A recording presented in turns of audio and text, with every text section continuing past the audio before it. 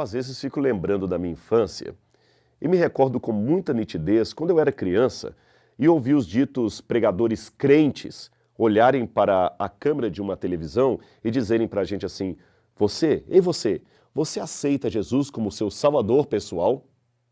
Naquele tempo, eu, por alguma razão, gostava de ouvir esses pregadores crentes, pregadores como Jim Swaggart, da Igreja Assembleia de Deus, ou Rex Humbard, da Igreja Batista.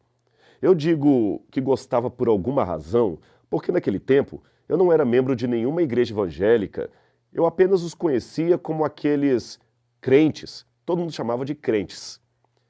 Mas, de qualquer maneira, como eu disse, eu gostava de ouvi-los. Hoje eu sou também um crente, sou adventista do sétimo dia. No entanto, eu tenho observado que houve uma mudança muito significativa no apelo que muitos pregadores fazem, especialmente os pregadores de televisão. Muitos dizem para eu aceitar Jesus não como meu salvador pessoal, pelo contrário. A maioria parece insistir para que eu aceite a Jesus se eu tiver problemas financeiros. Eles querem que eu aceite a Jesus se eu tiver problemas emocionais. Eles querem que eu aceite Jesus se eu estou com problemas financeiros na minha conta corrente. Então insinuam participações em cultos para depois disso darem depoimentos de curas, de recuperação de empresa, de carro. Fala-se muito em problemas de doença, dinheiro, emoção, mas não se fala mais em pecado, salvação, santificação. O que aconteceu? Eu percebo que foi uma mudança muito radical, que pode ser vista em muitos púlpitos cristãos. Já dizia o velho apóstolo Paulo, citando o Antigo Testamento: hoje, se ouvirdes a sua voz, não endureçais os vossos corações, Hebreus 3, versículo 15.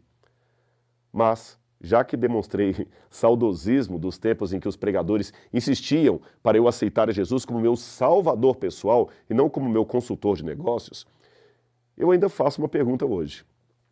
O que significa, naquele tempo ou hoje, aceitar a Jesus? Essa pergunta é muito importante porque algumas expressões religiosas não são tão claras como gostaríamos que fossem. Aceitar, por exemplo, pode trazer uma ideia errada à cabeça. Geralmente aceitamos um biscoito, um chá, um presente. Aceitar uma pessoa parece complicado. Existem, porém, casos em que uma pessoa aceita a outra, assim como, por exemplo, quando uma pede a outra em namoro ou pede em casamento.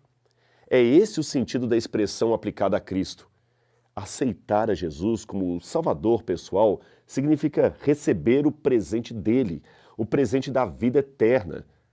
O problema é que muita gente pensa que aceitar Jesus é apenas uma questão emocional ou intelectual. Eles até concordam que Jesus foi um bom homem, que fez um bom trabalho, mas ficam nisto. Não se sentem motivá-los a segui-lo, não se sentem motivados a serem transformados por sua graça. Isto, meu amigo, não é ser convertido, mas sim convencido a respeito de Deus. Tal ideia de religião não leva a nada.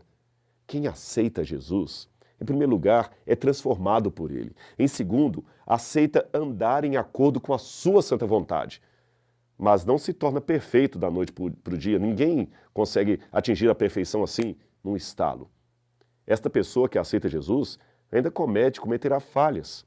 A diferença é que a graça de Cristo vai aos poucos nos moldando e dando poder para vencer a tentação e o pecado.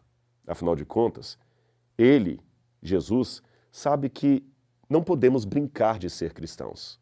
E aqueles que aceitam a Cristo têm o mesmo sentimento. Não posso brincar com a salvação que o meu Senhor me deu. Assim, aqueles que aceitam a Jesus genuinamente têm duas coisas em sua mente. Em primeiro lugar, eles estão cientes de que não é Deus que precisa da sua fidelidade, mas o seu respeito aos 10 mandamentos trará vantagens sobre eles mesmos. Portanto, reconhecem que não estão fazendo nada para favorecer a Cristo, mas apenas para favorecer a si mesmos. Quem ganha com a obediência é aquele que obedece. Em segundo lugar, aqueles que aceitam a Cristo também sabem que as suas imperfeições não levarão Cristo a desistir deles. Se caírem em tentação, arrependam-se de verdade, e o Senhor estará ali, disposto a perdoá-los do mesmo modo que esteve disposto a morrer por eles, porque Ele é o seu Senhor e Ele os ama. É por isso que aceitar a Cristo é a mais inteligente decisão da vida. Pena que muitos pregadores não falam mais para você aceitar a Jesus. Mas eu ainda insisto, aceite hoje Jesus como seu salvador pessoal. Uma mudança radical ocorrerá para o bem e você não se arrependerá dela. Que Deus abençoe você. Aceite a Jesus.